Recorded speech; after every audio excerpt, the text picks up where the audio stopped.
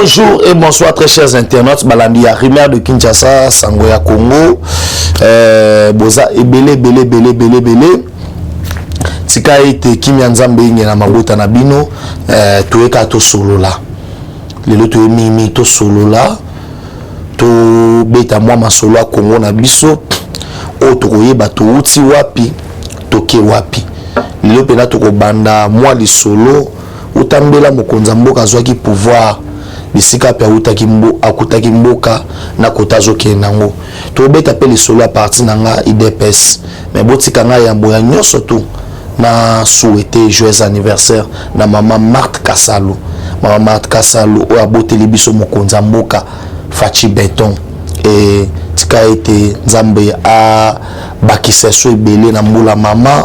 Aujourd'hui maman na biso aza oyo asali fierté ya basi na mboka oyo par rapport ya lit na ye pembe na mobali na ye oto bengi Etienne Tshisekedi wa Mulumba de res mémoire mokongwa nzoko.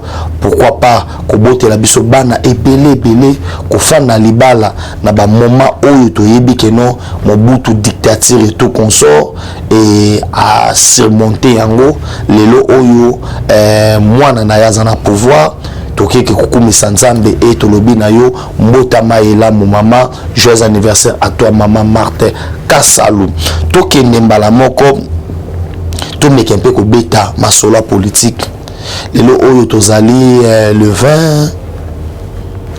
20 mai et toyebi biso moko 20 mai ezaki nini impère boyebi impère papa bomoko mama bomoko toyebi le 20 mai oyo ezalaki date ya création ya MPR lelo ezalaki férié à l'époque de Mobutu Kokwendo Azabanga où ezalaki papa bomoko mama bomoko et nous savons les gens au batelema le 13 parlementaire au batelema au bakoma manifeste de l'ancélé pour na koluka koyebisa Mobutu keno trop c'est trop ya ona mituna tamba bando komela Mobutu atelemela dictature Mobutu bino bozalaka wapi yo zaki yo mutolo bozaki wapi nana wako tombola mungongo na ye ekolobela Mobutu Kokwendo Azabanga wazaki tout puissant.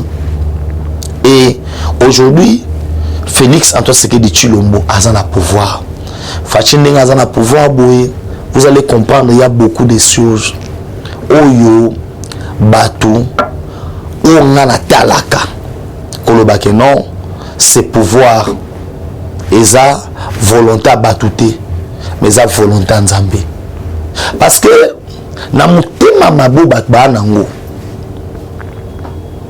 Soit bande ko dépendre pour na volonté à batoué Fachanga comme présidente.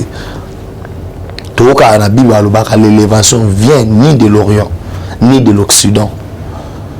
Mais l'élévation vient de l'Éternel. Et Nzambe soit pour nous moutonaye, yo tant que tu as rebondissa, koyaka na ngote. Na lobela ba Kongola mite amabe. Ba Kongolo ba sa ba campagne. To fanda na bino mamboko yo. To fanda. Ba kenda bango nyonso. Toza na boulevard Triomphal avant Genève. Facha Zuma lo baboui batu tout na Triomphal bayembi. Ye oyo mokonzi ya Congo ye oyo. Hein? On ba boyemba. Fayoul était là. Tous ces gens là bazaki ba musu basaki Katumbi ya sala direct azaki en direct kuna. Peuple congolais loba beau trahir bisoté bake basali loko wana bazangi kombo pesango loko Etienne Tshisekedi de res mémoire apesaka structure aisaka bisoto la pongia ba bébé ne facha lobi il est grand tato la moka le nom de la moka moto apesa yango c'est Félix Antoine Tshisekedi Tshilombo. Toyokende na Genève, titokende Genève, na Martin Yemoko. Peuple congolais nyonso, babi ki toki nous la formalité. Et le candidat commun de l'opposition, c'est Félix Antoine Tshisekedi Tshilombo. wana peuple congolais. À notre grande surprise, tout surtout qui n'a biso nyonso to boye to kakao moto abimi na Genève, c'est Martin Fayoulou. Et comme ils avaient déjà envoûtement makambo belé fatia sa déclaration biso to vana Kinshasa to binyet déclaration de Simbate biso wana na permanence tumba pine salaboui fatia au retrait signature to fana na bino na mbokoyo katongi ya bima lobo. Nous allons faire une campagne à l'américaine. Tozeli Kabila abimisa candidat. Kabila bandi ko s'entêter.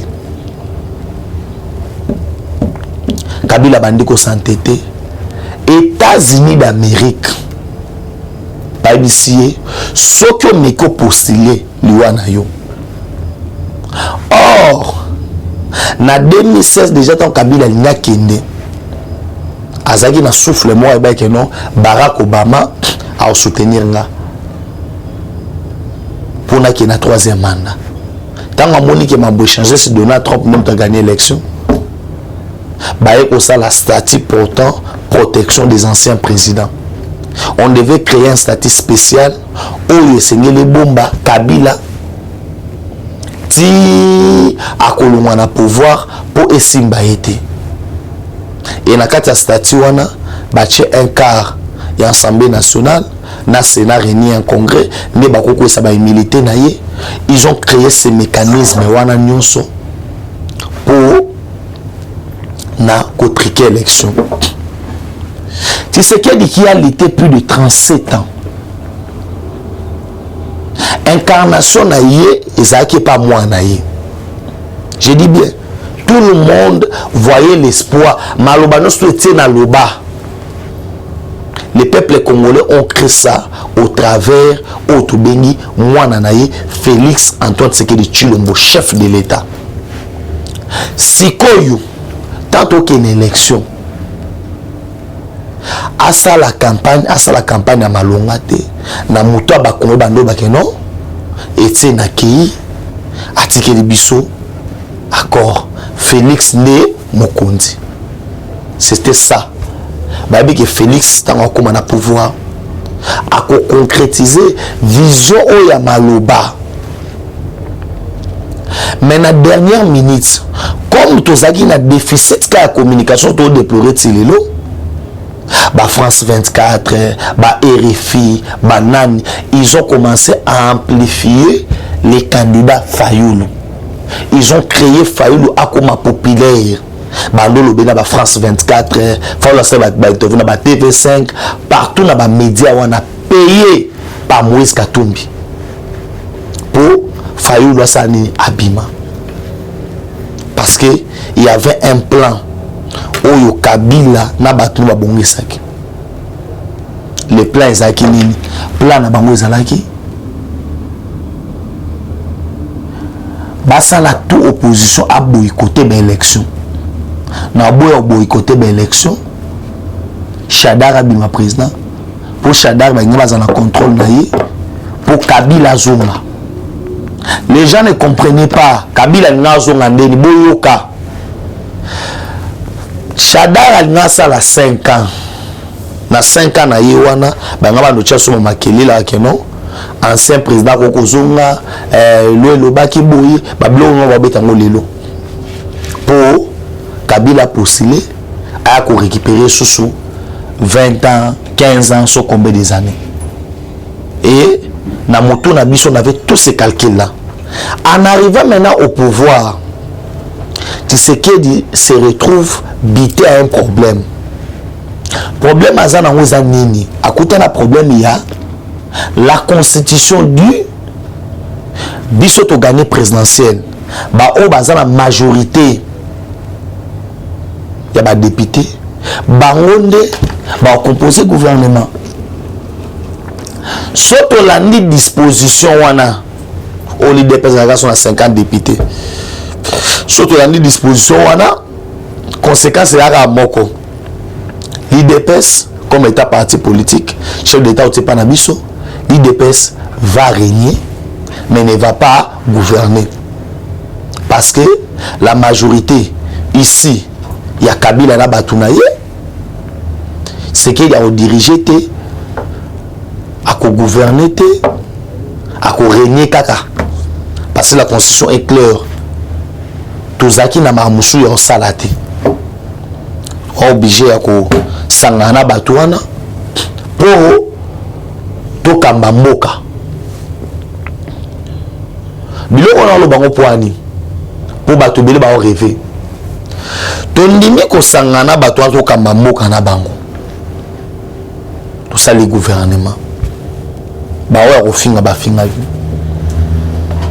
biso tolitaki pour Kabila c'est que dit moi ça Kabila c'est Kabila mutanoma qui est yozo monate kazoko ko sala boité aza bloqué aza boyé faulu ko moluba mingi je me rappelle faulu le but problème na ezaka ke Kabila bakabwana na Félix Tshisekedi après avoir observé 2 ans après on a vu que non mandat mokonza mboka ba risque ba poter buzoba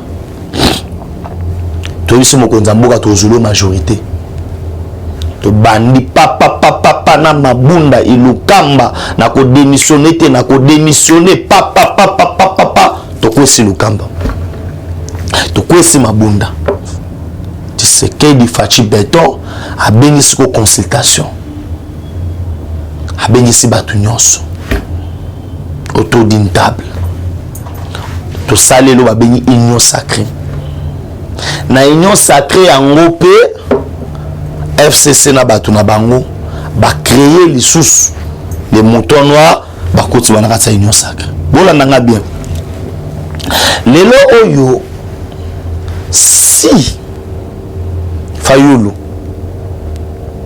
alinga Congo eloni nge salema dès que Tshisekedi azali akabwana kina Kabila Fayulu ngasani angalo bake ko bandali na chimindu kinase maintenant je peux travailler avec mon frère mais azana raison il y a beau travailler na Félix bananga liboso la vidéo na mona awa mutabo sa roma papa bango mbala moko te 2 fois abosa roma papa bango aza congolais abota mananjili en 1958 njili ezalaki te me yabota makuna tondimi nyonso wana po yango eza ntina na ngai te ya kolobela lelo tondimi eno aza congolais tondimi na luka bongo me baagissement na ye bakei na muzito soki université so place bazalaki wana munoko nini Fayulu akoyeba Fayulu bayebisi loba na munoko ya mboka akoyeba munoko ya mboka te soki Fayulu aza amutu abando abaki kongo te waza so mumbala ayebi munoko ya mboka te eza pasi toleki wana toye okoma na point oyo bandeko balanda biso partout babando ganga bino tapache alaka malonga ya salema te baza defendre kaka toyebisi bato ki Fayulu azo coopérer na Kabila bache tembe nde bayo salelo babengi bloc patriotique ozo sangsa Lamuka FCC KLC ya catholique et Milapro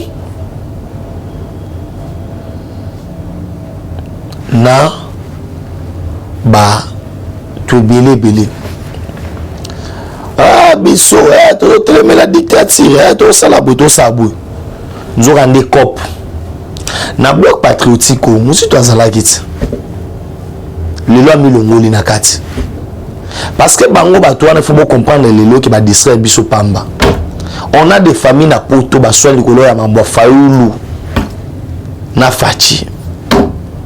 Eza na bateau na poto li baloba na insulte. Na on nous se réconcilier parce que quand on doit nos fater faulu c'est un tintin politique bando chatem.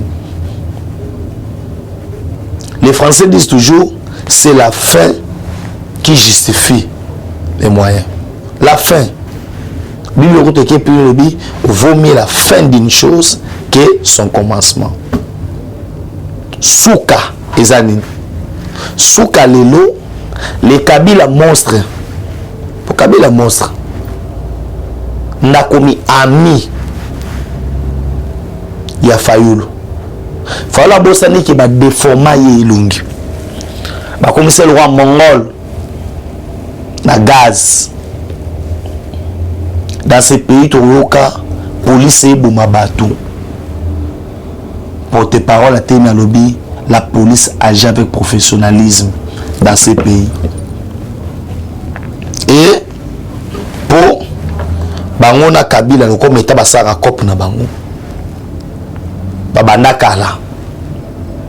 Fallait qu'on distraire. Toké. Na nyonso wana pour na clore partie on. Vous allez comprendre que bakoma yikoluka mokonza mboka na banenge nyonso. Bao baya na ba poison. Bao baya na ba attentat. Tina numéro 1 à Moussad. Service secret israélite aya 3 voyages na Congo. Ti mokonza mboka mona za sispa bengani. Ils ont mystère aussi en 2019 mambo avion. Mais lelo oyo, il y a de ces gens-là, au lieu de soutenir. Moi, je vais peindre un tableau qui démontre réellement que Fachi Tozanaye, on ne peut pas les perdre. Bandeko ba Congolais bola nanga na monde. Est-ce que ceux qui sont président ba ba finga na mboko? Mutarote mache caméra pour finga Fachi. Hein? Pierrot Louara, so Pierrot Louara. Azara wapi? Azara na Zambie. Ake Zambie ndeni. Na facilité que des Zambie. Zambie za pays banane. Et ça facile. Ya ko détecter ngo. Pierrot Louara so za Zambie. Po Katumbi aza Zambien. Mwana Katumbi aza député na Zambie. Katumbi 80% ba bien na Zambie. Et ça Zambie ça Congo te. C'est simple. Il y a un moment où on a baboboto na yende pele ki Fachi. Et là nous avons il a mokonza mboka Fachi za boboto ko sakana te ato sale ma benini. Fachi limbisa ne kaka. Na mboka ni yonde ko limbisa kama beno Fachi. Ma bemoka na mona ge pa Fachi ya mwana. Hein? Alimbisa kana nde mo sakana. Fachi ko limbisa ka boité. Même Nzambe ou azali kolo bien que là la colère c'est qu'à la colère faut moro boye moi ko fâcher ça va bien ba service o ibanda ki papa et lukaluara il ngi cha pena lubuwa pena maboko boye fâcher ça botikai parce qu'il ne parle de n'importe quoi na comprendre que mokonza mboka c'est un sage ceux qui n'ont sokola na douche ou esquisser ngai moto aliboma ya zubila mananga o natanda ki boye na sokola na savon elongi aya zubila mananga bana ngombango so na bimi na ba savon wana na bilamba te na bandola na moto abuboma les gens vont me dire que ngamuna liboma et ba Pierrot Louara wana ba loka bato ba maboma bato batinaka bango baloka ba bezengi et le chef de l'État à cause à la réduite na niveau ya bana kolana mutokola Pierrot Louara te toko fula été. C'est comme ça que mokonza mboka a eu batika biloko wana. Mais là les gens ba finga pour ça tout le bana ba vérité. Ça va ou ça ne va pas? Ça va, oui. Bato basa makitano so bako sala. J'aimerais rassurer aujourd'hui à Batouké, attends ndoto. Joseph Kabila repostulé té. Bon qui la biso ba article, bon sala ba analyse. Je dis bien ba sala ba analyse. Ba régler yango, ba réglementer yango. Ba luka ba positionner yango. Baluka ba professeur à l'université, il n'y a aucun professeur au Ebisanga, le mandat ça a 2 fois, une fois renouvelable. Et ça dit que Moutouan a 2 mandats point barre. Tu n'auras pas 4 mandats, tu n'auras pas 5 mandats, 2 mandats, 2 mandats. Mais mandat c'est pour servir le peuple. Nalandi intervention ya bandeko nanga on alinga mingi bakatange mais na moni ke bandeko na mususu bolimbisa na réflexion na binoza très bas réflexion biso ça très bas réconciliation entre bakatange Kabila fandi Katanga et sali Kabila oyaza tout le monde a lingala Katanga et fouli Kabila et pesi nyonso tout ce qui est nyonso Kabila zanango c'est les Katanga. Mais qu'est-ce qu'il a commencé à faire et pas Bakatangi? Kabila kanisa Muyambo soit bien pour nana oazolo bawana Katumbi Azara à l'étranger. A comment on a soumballé ça moi côté Congo Zatin? Grâce à Nani. Grâce à Nani, Yafachi. Edi Kapend. Mouto Bamba Salié. Azo pouvoir. Nasimanango. Kabila fait souffrir les Katangais.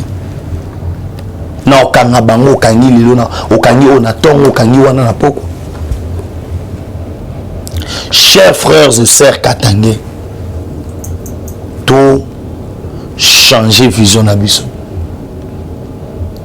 D'abord en termes lilo, il y a na mona bazo finga bato, rentrez chez vous, faites ceci. Mais lilo vous allez comprendre même na Congo, partage équitable hein.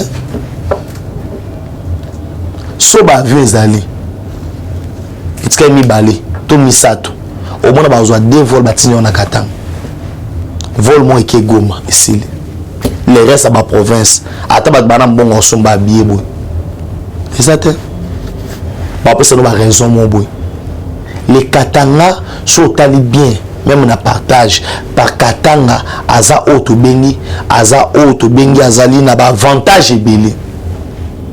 Le tribalisme. Nous avons un président qui a 145 territoires. On dit na moins de 3 ans. Na 3 ans, pardon.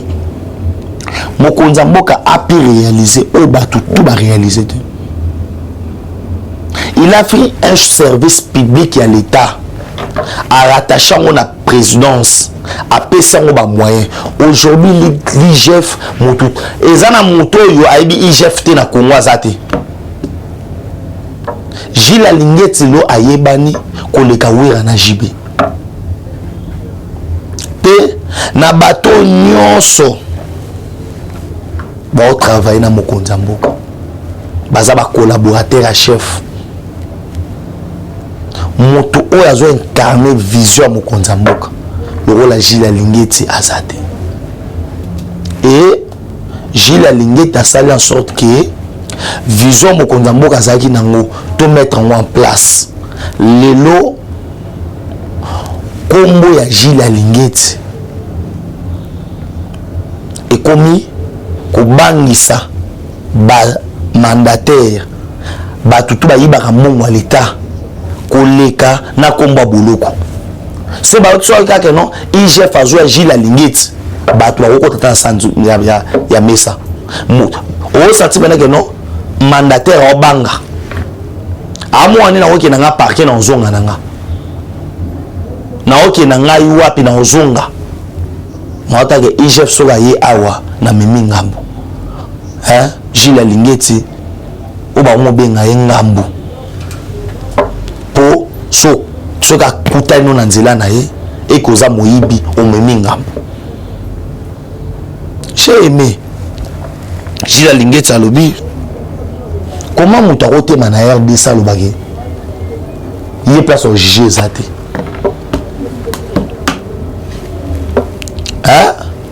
muto ayepe na mboka na biso aibi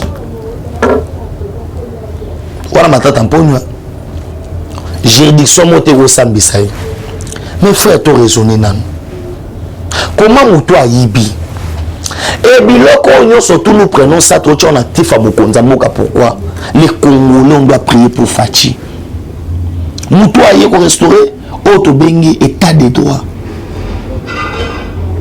Fachi à mettre en place la gratuité de l'enseignement. Alors, on risque à gratuité de l'enseignement. Kabila Tiki, 800 millions réservés d'échange. Aujourd'hui, on a tout comme 4 milliards. Kabila Tiki, Kinshasa, n'a combien d'Inzela? Lilo Kinshasa a désenclavé. Banzele, ça m'a partout. Et ça m'a partout. Baké plus loin, bon, on a projet. Il y a des traits urbains. Dans le mois Timaloukou. On a profité de bateau, nous surtout bazana pour son somme, on a $2000 dans Maloukou. Dans Télé. On se paye 20 sur 20, on a $2000. On a pas ça numéro na souka. C'est pour vous dire quoi? Nakati wana baizina Pepsi. Ba Fachi City, bisika wa ba utonga ba naku moderne. Na 3 ans ya pamba. Les Congo ekomi koloba manamino kwa batu. Eza mamu aux États-Unis singa bibi. Auparavant États-Unis, n'habite so geza solo, mais ya ibisinga bomba bazan États-Unis, so eza bongo te bokomelinga. Abin États-Unis, ba na ba Congo Brazzaville. Solo bika Congo ba yeke Congo Brazzaville. Il y a des bateaux soit très bande na wa mbongo, bato ekena akota Congo Brazzaville. État les États-Unis Congo ya Congo comme autant na Noroba. Tant on ba Congo ba autour na yo RDC to Brazzaville. Tu sais que dit azongi si Congo na ba salon international na ba auto bingi organisme international na ba bisika oyo on ne parlait plus du Congo. Le Congo était effacé. Na mboko yo yo na mboko yo o teleme la Caleb Mutombo yo nani na mboko ya Congo yo telema devant John Numbi yo nani John Numbi réparateur à la radio a commis général akena la police a tché batunaye aena arma tché batunaye na mboko tamba bocha munoko so Fachi ya quitté bazu serveur. C'est bon comprendre un serveur central, il y a communication. Baki ko installer en Rwanda. Hein? Vous imaginez que ma solo biso to solo laka. Ma kamo biso to lobaka na ba téléphone na ba secret. Et que non na Rwanda. Na mboko yo babo mabiso na est. Mais James Kabari ba la Grand Hôtel là. Oui. Chaque week-end, James Kabaré Bazaki awa na Kinshasa, awa na Grand Hôtel, na frais à l'État. Nani après ça passe wana Joseph Kabila. Soi-disant, l'anniversaire ma martit. Au moins na air mo wana papa. Fachi na bandeko na ye baki orande maman na bango visite. C'est comme ça. Au-delà chef d'État, azana maman na ye. Mais 18 à Kabila Bobisanga Mokoni na Mosomona anniversaire ya maman Sifa Jeannette Kabila na Joseph T mais Jeannette Kabila bola sa photo ça kana na maman Sifa mukolo anniversaire na ye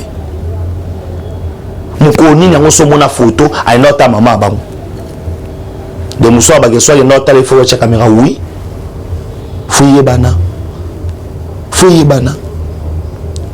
Yo za maman na yo. Yo za président. Maman na comme prisonnier ndeni. Maman si Fabima.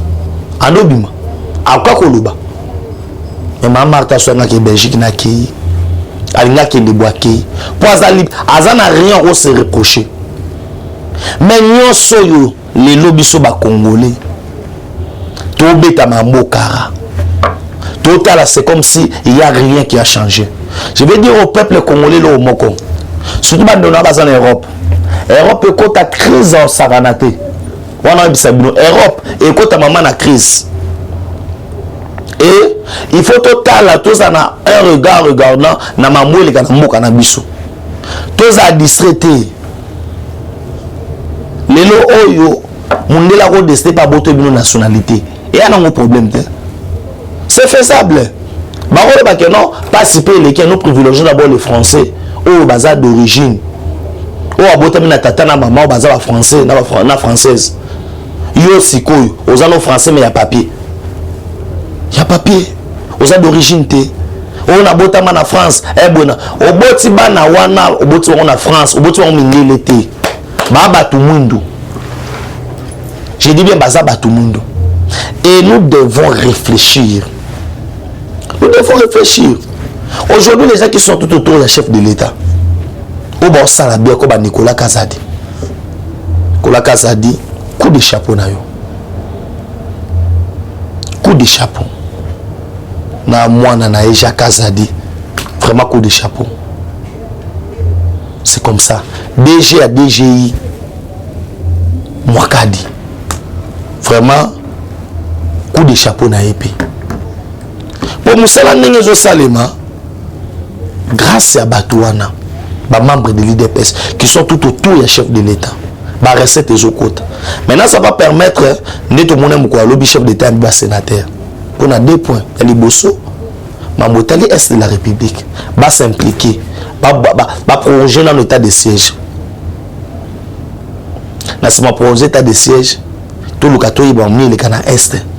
Parce que l'état de siège est soumis, tout est soumis, mais à 85% l'état de siège est soumis. Les bateaux en dos, les bateaux en dos, salaboué. Ils ne parviennent pas à le faire. Pourquoi?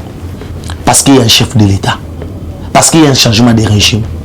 Tout le monde a un état de siège. État de siège, on a vu comment Baosani, mon toit à Congolais, à Tatana Maman, aïe, Kosani, côté Kamunduki.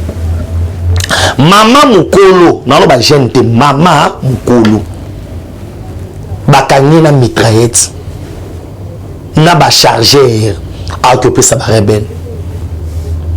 C'est qu'on a des Congolais Oyolelo qui sont les ennemis. Qui sont les ennemis.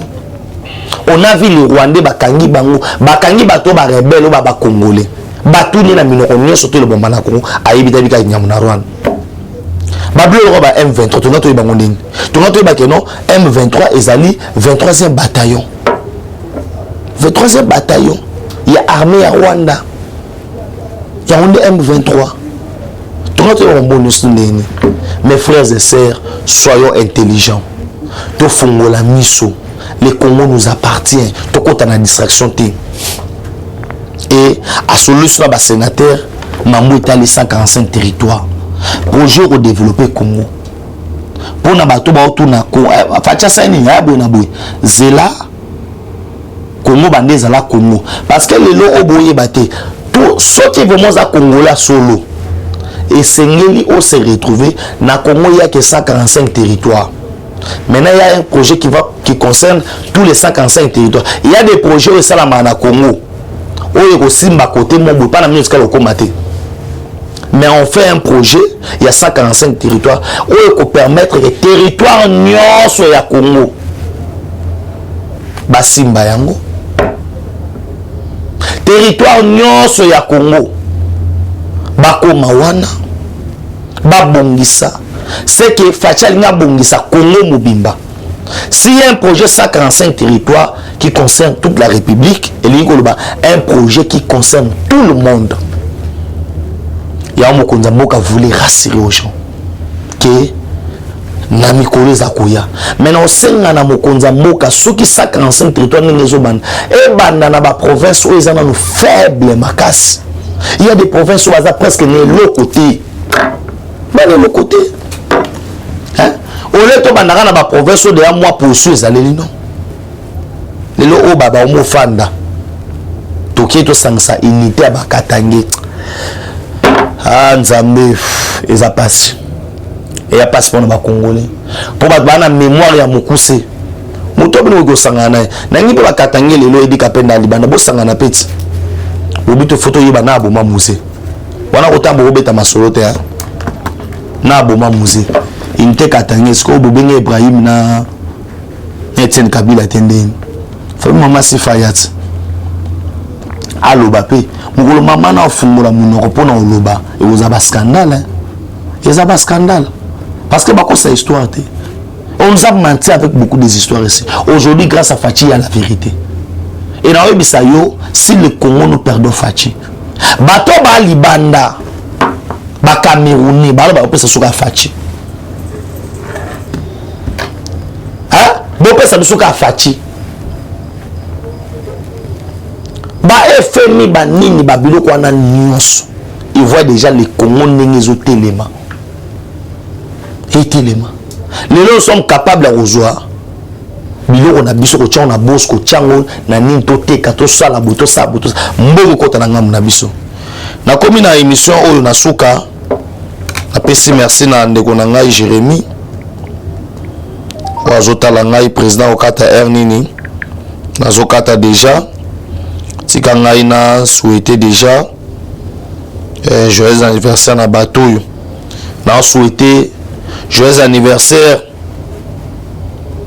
na papa Keko François Daniel papa Keko François Daniel ou abengaka ye Kefran babengaki pena Kefran motama ela muna ya botama lelo le 20 mai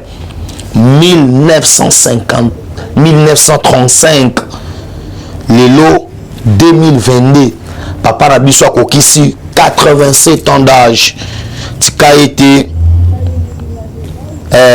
mbotama elamu na yo nzamba batela yo omona su bakokolo na yo c'est comme ça 87 ans ça s'est fait tikape na souhaiter bon anniversaire na Gédon Moulamba mwana ya Alain Moulamba en direct ya Maroc les amis de Benjamin Mona Souk Alain Moulamba vraiment bébé Gédon 5 ans d'âge vraiment ça s'est fait moi na kokisi na mibu mitano vraiment ya yo ya ngwana profite bien de ton jour notre bébé Gédon Moulamba pourquoi pas na pesa mbote na Didier Moulamba na bosete gisolo tete fumu ya Italie président Chikito Mushashino na bosanité venanga ya Roger les combattants pourquoi pas na pesa mbote na ba o noso ba soutenir biso de près ou bien de près, de loin ou bien de près, pardon, Franklin Semi, en direct à Matadi, pourquoi pas, na pesa moté, na Zefilo Mele, na Bossanité président Chikito Mushashino, président Tim, vraiment, moté na bine belé, na Bossanité ba Congolais nyonso, et na salué AK-47, Chingoma Chamwambouyi, Oto Bengi Auguste Kabouya, pour na musala tozo sala pona IDPS koluka unité autour ya mokonza mboka parce que nous devons avoir cette majorité na rappeler na bato ani basoma mapango na bango qui est numéro de contact des alliés plus 143 9 70 40 89 57 ngana bino tokuta mkola lobby ciao. Eshima, votre magazine qui bat au rythme de l'actualité. Une réponse à vos besoins en information, un éclairage dans divers domaines. Impartial, documenté, instructif. Eshima, au cœur de l'info. Retrouvez la nouvelle édition. Le service national de la RDC, une seconde chance pour les Koulouna. Le commandant du service national, le général-major Jean-Pierre Kassongo Kabouik, est en passe de réussir le plus difficile. La conversion des délinquants juvéniles appelés Koulouna en bâtisseurs de la République. Jean-Pierre Kassongo Kabouik a réalisé des avancées notables à la tête de ce service qu'il occupe depuis juillet 2018. Ce jeune délinquant, presque indomptable dans le rue de Kinshasa, ont finalement été maîtrisés au centre pilote de Kanyama KCC. À ce jour, ils sont endoctrinés et formés à rendre service à la nation, à devenir utiles pour le pays. Au total, 2000 anciens Kuluna devenus aujourd'hui bâtisseurs ont perçu leur premier salaire après une période de 14 mois de formation dans plusieurs domaines, notamment la maçonnerie, la menuiserie et autres. Cette étape a concrétisé la volonté exprimée par le chef de l'État, Félix Tshisekedi, qui prône une autre méthode plus humaine pour l'encadrement de ce jeune brigand urbain et leur réinsertion sociale. Cela à travers la formation pour servir de main-d'œuvre au profit de la République démocratique du Congo. Dans un long entretien accordé à Eshima Magazine, le général-major Jean-Pierre Kassongo Kabwik explique le retour 4 ans après de la production agricole à Kanyama Kasese. Dans cette interview exclusive, le commandant du service national égrène les réalisations de cette structure qui revient d'une longue léthargie. Il évoque l'expérience des cantines militaires et policières et révèle que son service paramilitaire mettra bientôt ses cantines à la disposition du campus universitaire en faveur des étudiants. Focus. L'équipe Mwakadi fait exploser le compteur. La DGI dépasse 200% des recettes fiscales au mois d'avril 2022, soit le triple réalisé en avril 2021. Une performance historique jamais réalisée au sein de cette régie financière. À lire également, les FARDC progressent de 5 places au monde selon le classement établi par Global Power. Analyse de l'état de siège décrété depuis 1 an dans les provinces de l'Ituri et du Nord Kivu. Découvrez également plusieurs autres sujets à lire dans ce nouveau numéro. Retrouvez l'intégralité du magazine Eshima dans les kiosques. Eshima Magazine, un nouveau standard d'information.